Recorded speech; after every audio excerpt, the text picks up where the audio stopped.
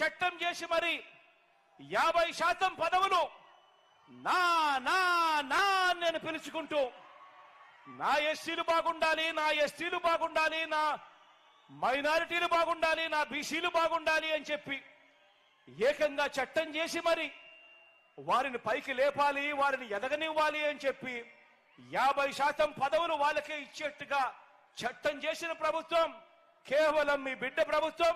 జరిగినది ఈ 58 నెలల కాలంలో నేను చెప్పడానికి గర్వపడతా ఉన్నా. మంత్రి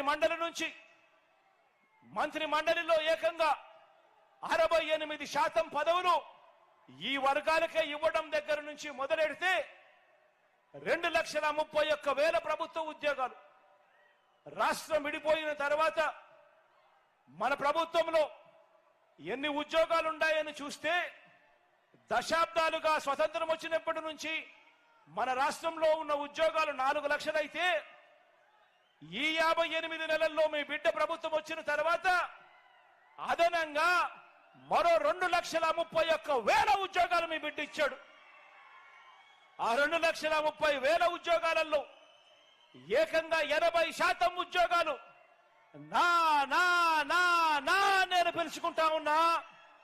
నా ఎస్సీలు, నా ఎస్టీలు, నా బీసీలు, నా మైనారిటీలు అని చెప్పి ఏకంగా 80% ఉద్యోగాలు ఆ వర్గాలకే దక్కాయి అనంటే ఆలోచన చేయమని కోరుతా ఉన్నా. నేను ఇక్కడే ఒక విషయం చెప్తా ఉన్నా. ప్రతి పేదవాడు బాగుండాలి, ప్రతి పేదవాడు కూడా బాగుండాలి. ఆర్థికంగా ఇబ్బందులు పడతా ఉన్న ఏ వర్గాలు ఉండకూడదు. అన్ని వర్గాలు రాజకీయంగా, ఆర్థికంగా, సామాజికంగా ఎదగాలి అని ప్రతి అడుగులోనూ మీ బిడ్డ తాపత్రయపడుతూ అడుగులు వేశాడు. ఇందులో భాగంగా ఏకంగా 2,70,000 కోట్ల రూపాయలు ఎప్పుడూ జరగని విధంగా ఈ 2,70,000 కోట్ల రూపాయలలో కూడా ఏకంగా 75% పైగా ఈ సామాజిక వర్గాలకే అందాయి. మీ బిడ్డ బటన్ నొక్కడం నేరుగా నా అక్క చెల్లెమ్మల కుటుంబాల ఖాతాల్లోకి వెళ్ళిపోవడం. ఎక్కడ లంచాలు అడిగేవాడు లేడు, ఎక్కడ వివక్షకు చోటు లేదు. ప్రతి పేదవాడికి కూడా అండగా తోడుగా ఉంటూ అడుగులు పడ్డాయి. ఇక్కడే ఒక విషయం మరొకటి కూడా చెప్పాలి. ఇక్కడే పేదరికానికి కులం ఉండదు.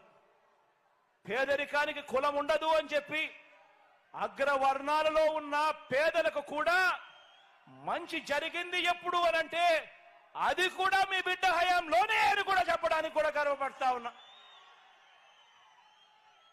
ప్రతి అడుగులోనూ కూడా ఈ వ్యవస్థలోకి మార్పు తీసుకొచ్చే దిశగా అడుగులు పడ్డాయి. ఎవరు చూడని విధంగా, ఎప్పుడూ జరగని విధంగా విప్లవాత్మక మార్పులు చోటు చేసుకున్నాయి.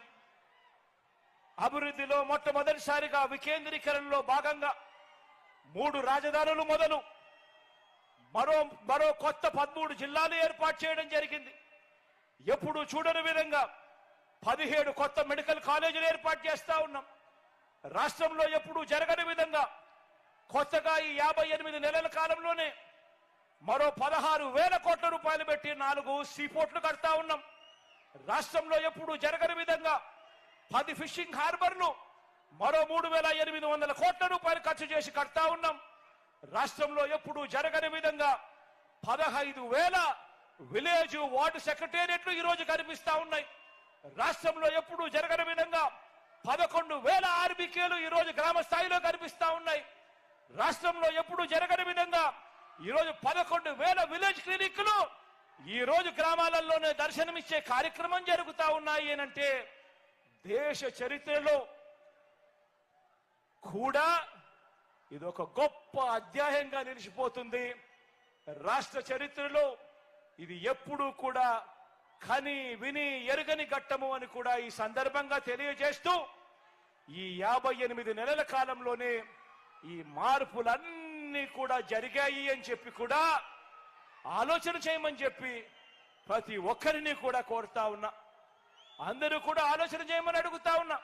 మరి మీ బిడ్డ ఇన్ని చేయగలిగాడు, ప్రతి రూపం ప్రతి వ్యవస్థలోనూ మార్పు తీసుకొచ్చాడు. మీ బిడ్డ ఇన్ని చేయగలిగాడు. కానీ ఎందుకు 14 ఏళ్లు ముఖ్యమంత్రిగా ఉన్న చంద్రబాబు నాయుడు గారు, 3 సార్లు ముఖ్యమంత్రి అయిన చంద్రబాబు నాయుడు గారు 75 వయసున్న చంద్రబాబు నాయుడు గారు ఎందుకు చేయలేకపోయారు మీ బిడ్డ చేసినట్టుగా అన్నది